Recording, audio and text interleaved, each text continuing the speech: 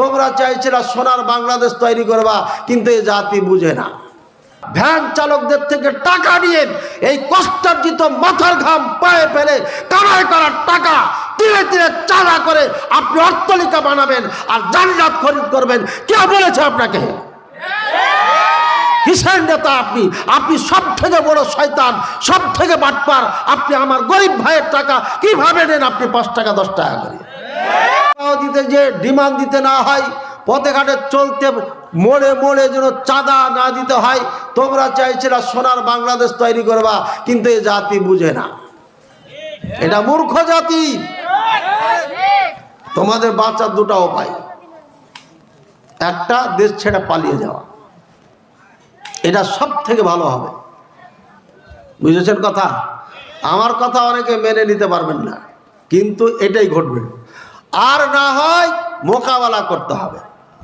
মোকাবেলা করে তোমরা সফল হবে না। এই জন্যই যে 17 বছরের চামচা দালাল ভারতের সব জায়গায় বসে আছে। এই জন্য তোমরা পারবে না। এদের সংখ্যা কম না, পুরা রংপুর ডিস্ট্রিক্টে যা আছে মানুষ তার থেকেও বেশি আছে। এরা হচ্ছে ভারতের দালাল, এরা ভারতের চামচা। এরা ভারতের পূজা না করলে পারে মনে করবে নেতৃত্ব আমাদের টিকবে না। এদের ইমানের কোনো স্পৃহা নাই, ইমানই নাই, যার কারণে তারা সব সময় ভারতকে ভয় করে। তোমরা ভারত বিরোধী আন্দোলন করছো, ঠিক আছে, কিন্তু তোমাদের ভাইয়েরা এটা মেনে নিবে না। আর তোমরা দুর্বল, তোমাদের একটা গাড়ি নাই, মোটর সাইকেলে চলো, তো তোমাদের গুলি করা তো সহজ হবে। এটা পরামর্শ দিয়ে দিলাম, হাদি ভাই মারা গেছেন, তাই এই 2টা পথ বেছে নিতে হবে। আর এই জাতিকে সংশোধন করা যাবে না। কেন যাবে না? আমার জন্ম থেকে নিয়ে দেশের মাটিতে ওয়াজ হচ্ছে। আমি যখন ছোট্ট, যখন থেকে হুঁশ হয়েছে তখন থেকে গ্রামে গ্রামে মাহফিল হয়, কিন্তু এদেশের মানুষের পরিবর্তন হয়েছে? কি বলেন, পরিবর্তন হয়েছে?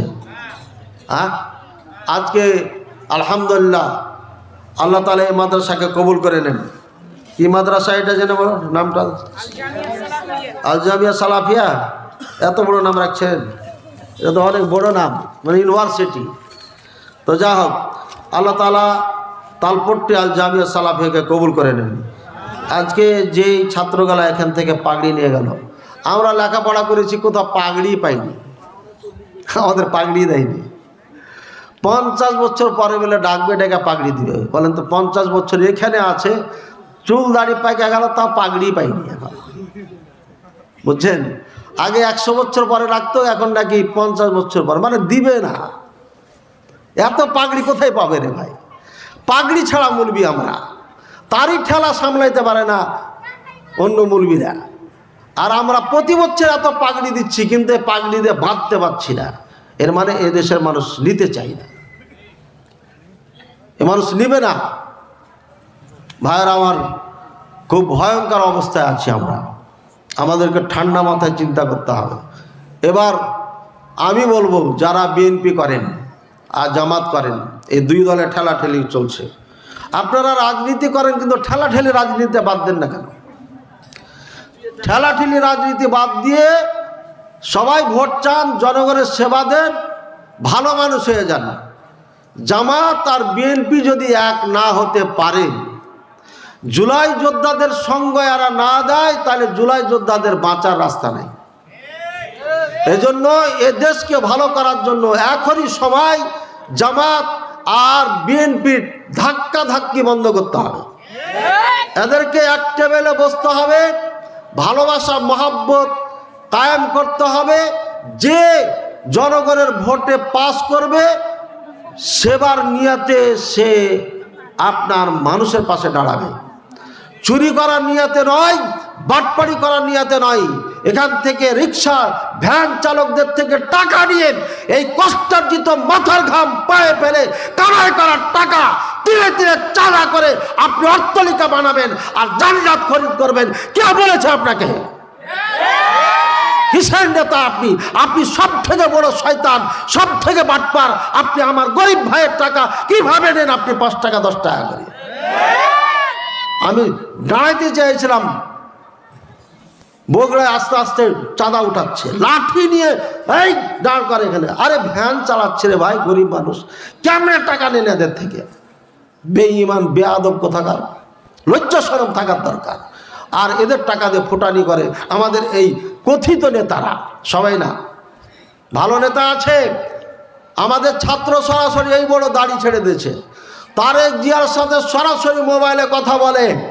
পাওয়ারফুল নেতা আমাদের ছাত্র আছে, তাদেরকে আমরা শিক্ষা দিয়েছি, ধর্ম শিখেছে, তারা হাফ প্যান্ট পরে ঘুরে বেড়াচ্ছিল। আপনি মুসলমানের সন্তান, আপনাকে মরতে হবে, এখান থেকে যেতে হবে। হাদিজা গেছে আগে, একদিন আগে, আপনাকে একদিন পরে যেতে হবে।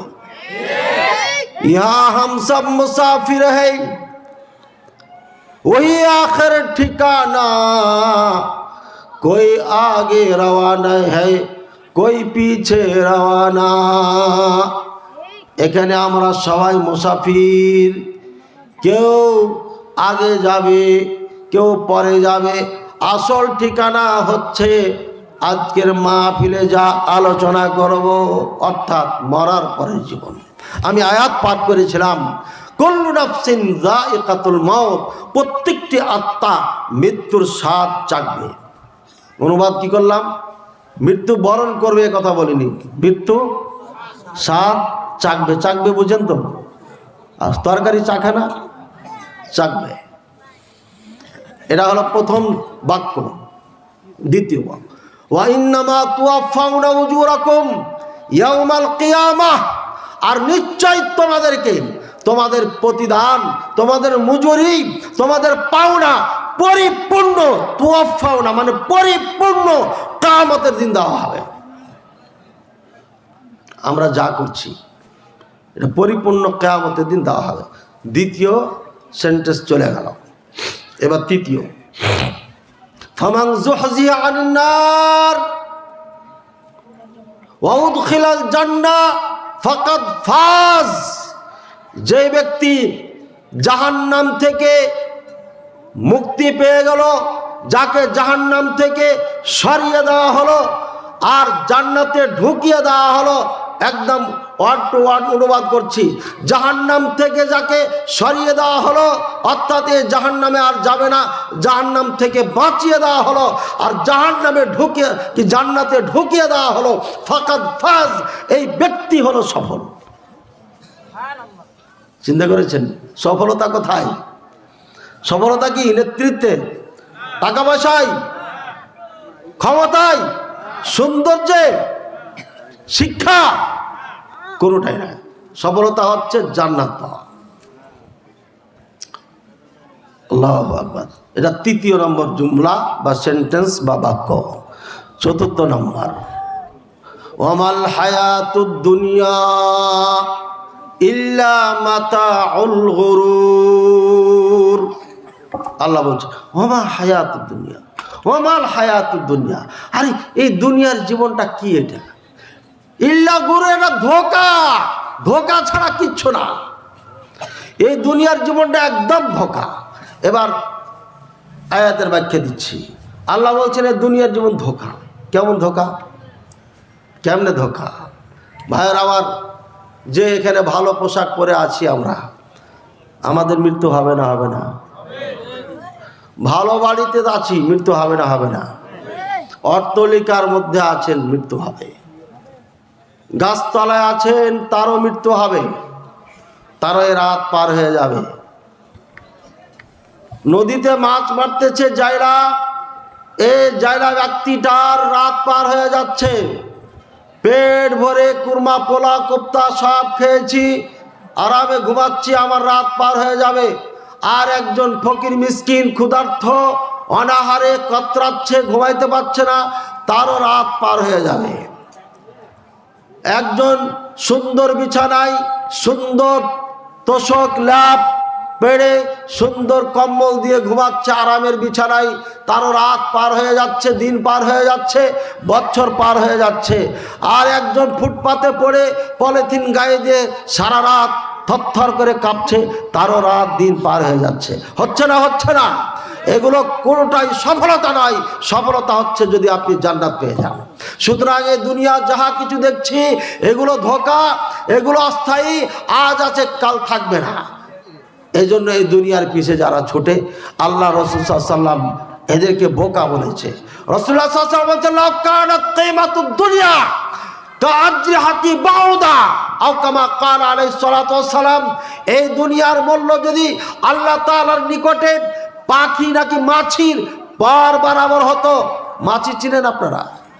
মাছি একটা পর, এই পর যদি মাছির থেকে খুলে নেওয়া হয় আর এই পর নিয়ে যদি বাজারে কেউ ঘুরে বেড়ায়, ভাই মাছির পর বিক্রি হবে, মাছির পর বিক্রি হবে, কেউ কি ক্রয় করবেন?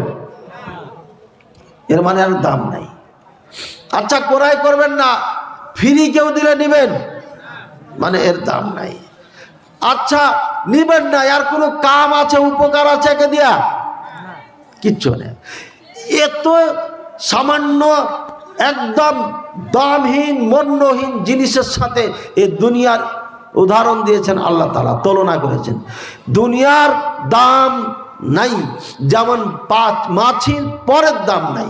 এটা রাসূলুল্লাহ সাল্লাল্লাহু আলাইহি ওয়াসাল্লাম বলছেন।